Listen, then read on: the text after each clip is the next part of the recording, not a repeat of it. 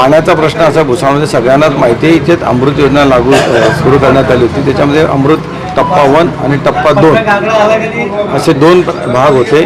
अमृत 1 मध्ये जी कामं रखडली होती त्यामध्ये पाण्याच्या टाकीचं काम होतं.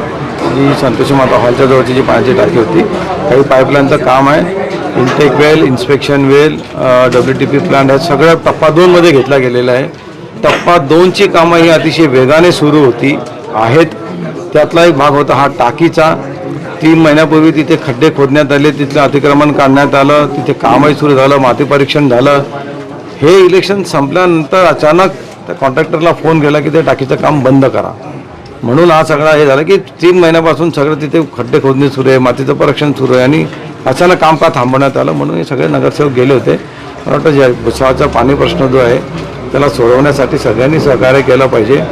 टप्पा 1चं जे काम आहे ते ऑलरेडी बंद आहे. त्याच्यासाठी सगळे शासकीय सोपस्कार सुरू आहे की त्यांच्याकडनं ते काम काढून घेऊन दुसऱ्या एजन्सीला देणं.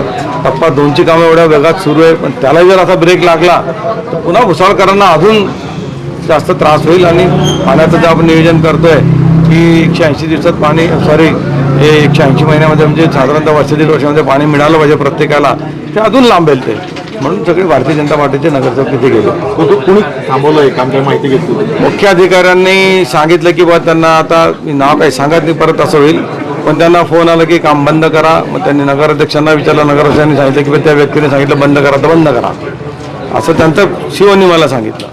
त्याच्यामुळे मला वाटतं नगर अध्यक्षाच्या व्यतिरिक्त एक शक्ती तिथे काम करते आहे, जी नगरपालिका चालवण्याचा प्रयत्न करते. मला वाटतं सगळं ते चुकीचं होणार आहे. ते नगराध्यक्षांनी आदेश द्यावे, तो काही प्रश्नच नाही आहे, तो त्यांचा अधिकार आहे. परंतु त्यांच्या व्यतिरिक्त जर कोणी नगरपालिकेत फाईल मागवत असेल, अधिकार जागवत असेल तर हे चुकीचं आहे, त्याला आम्ही विरोध करू.